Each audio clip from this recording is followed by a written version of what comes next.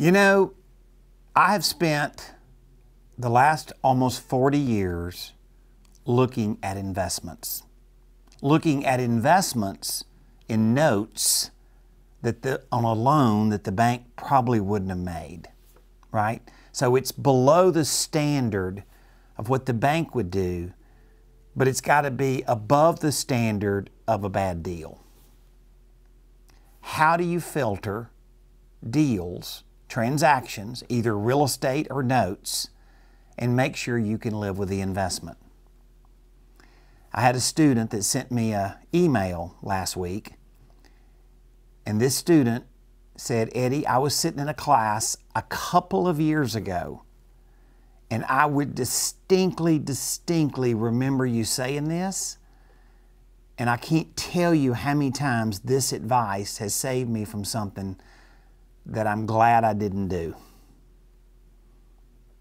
The saying was, "It ain't the deal that you pass up that'll keep you up at night." Now, I can't say I invented that saying, but I can say I've lived it. And I've lived it not just in my investments, but I've lived it by being around and training and coaching and helping literally thousands of people do the business. Nothing truer ever said. It ain't the deal that you pass up that'll keep you up at night. So I always start out with an investor and I start asking them their tolerance.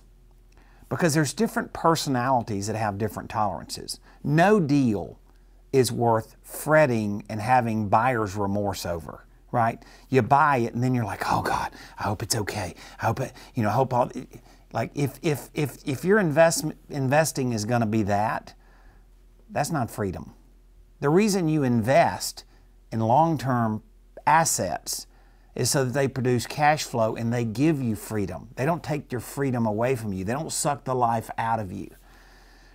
Now, I'm not poo-pooing everything about rent property, okay? I have a lot of people that have had a huge influence in my life that like rentals and have done well with them.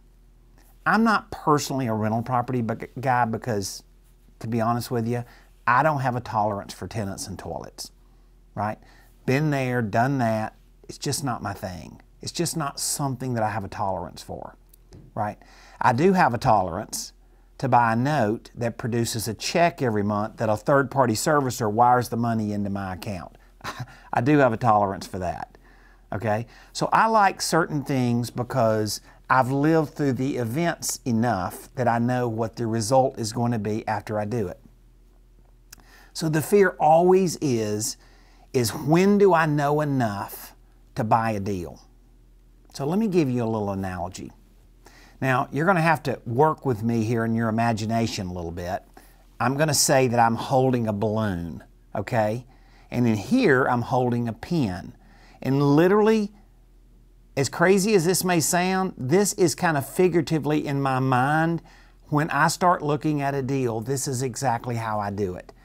I'm trying to, this balloon holds initial facts or circumstances that any one of these things would stop me, any significant negative factor in one of these areas, the contents within the balloon, right?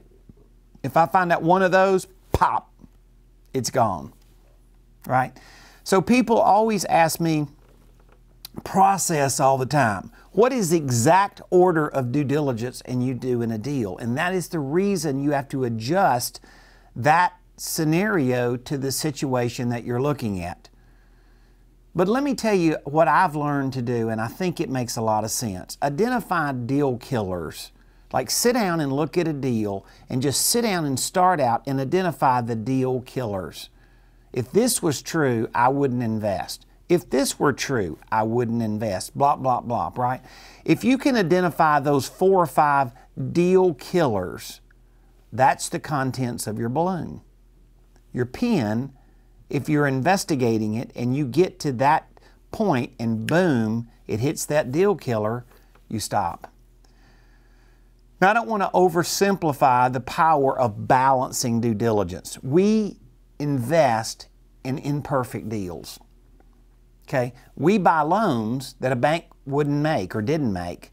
Now that doesn't mean it's a bad deal, but it may not fit the, quote, banking standards of a conventional mortgage. I can live with that, okay? I have a tolerance for that. I feel like after 40 years, I can underwrite that. I can make a judgment call based on the variables and the characteristics of those deals. So I want to make sure that my contents of my balloon aren't unrealistic, okay? In other words, I don't want to put deal killers in there that, well, wait a minute, with a couple of variables, I could live with that. Let me give you one example. What if somebody has bad credit?